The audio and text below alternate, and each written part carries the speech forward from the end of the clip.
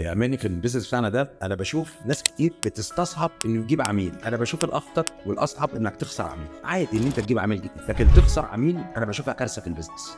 عادي. اقول لك ليه؟ لاني كل عميل بتجيبه لو نجحت معاه وخليته يحصل له نوع من انواع الساتسفاكشن، انت بتاخد دعايه مجانيه، دعايه ببلاش مش مدفوعه، بيجيب وراه بالورد اوف ماوث 5 و6 و7 و8.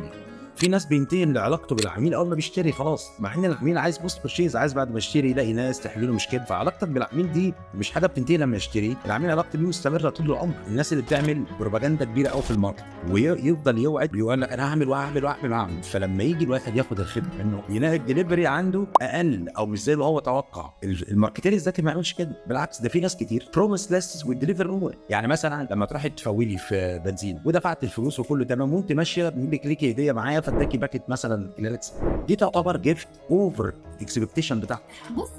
هتعمل ايه بقى؟ خلي الكاستمر عندك ده بحاله انبساط لان اديته حاجه ما كانش متوقعها.